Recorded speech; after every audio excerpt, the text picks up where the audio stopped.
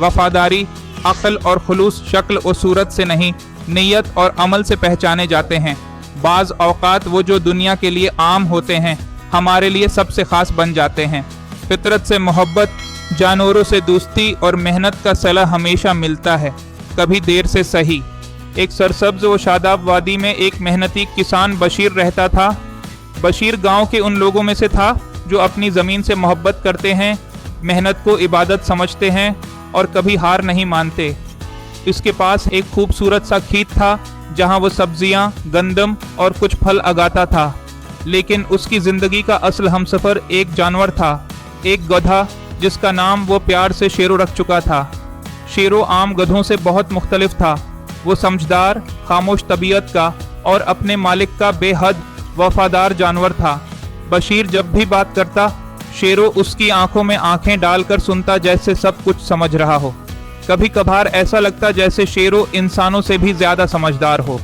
रोज़ का मामूल कुछ यूँ था कि बशीर सूरज निकलने से पहले उठता, नमाज पढ़ता, नाश्ता करता और फिर शेरों को आवाज़ देता, चलो शेरो, आज भी एक नया दिन है। शेरो अपनी लंबी गर्दन हिलाकर जवाब देता और दोनों खेतों की तरफ रवाना हो जाते।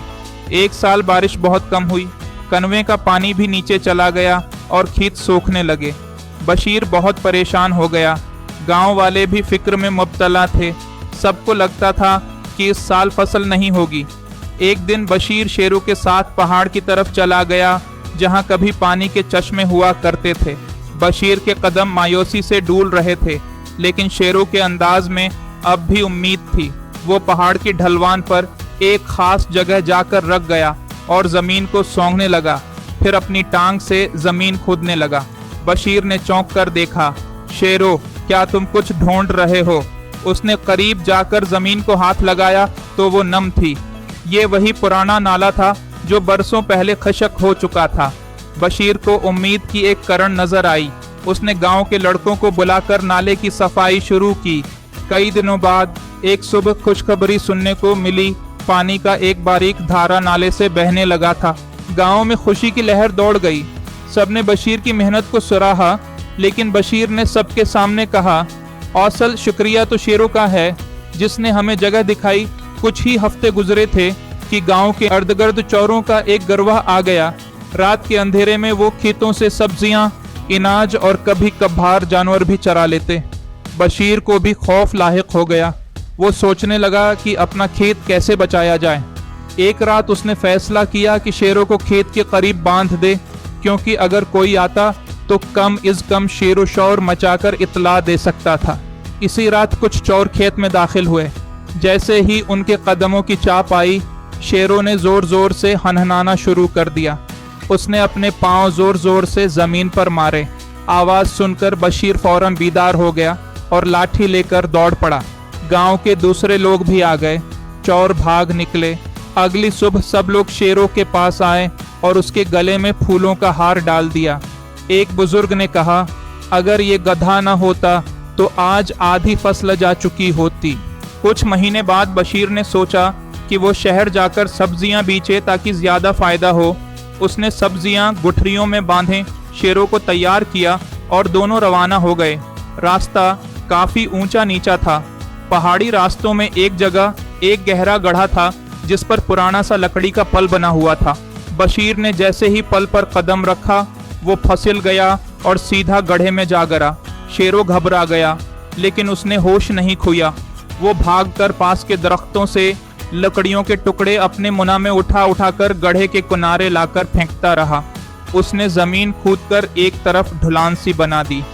बशीर को होश आया तो उसने वही रास्ता इस्तेमाल करके बेमुश्किल बाहर निकला।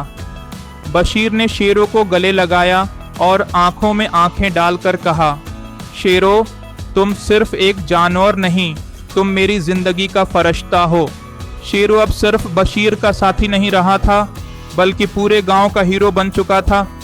बच्चे उसके साथ खेलते, उसे गाजर खिलाते और उसकी पेट पर बैठकर कहानियां सुनाते। बशीर अक्सर उन्हें सिखाता, शेरों से दोस्ती करो, ये तुम्हें फितरत से प्यार करना सिखाएगा। शेरों भी बच्चों को देखकर खुशी खुशी हनहनाता, जैसे कह रहा हो, सीखो, मैं कुछ कहे बगैर तुम्हें सिखाने आया हूँ।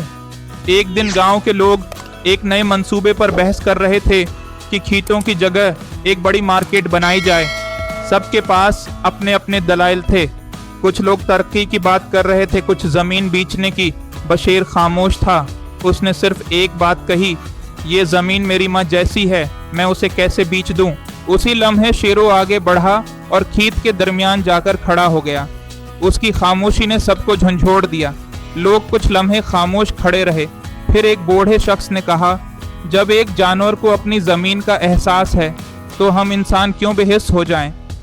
उस दिन सबने फैसला किया कि खेतों को बचाया जाएगा, तरक्की होगी, लेकिन फितरत को नुकसान पहुंचाए बगैर। शेरो अब बूढ़ा हो चुका है। इसके जिस्म में वो ताकत नहीं रही, मगर उसकी आंखों में आज भी वही चमक है।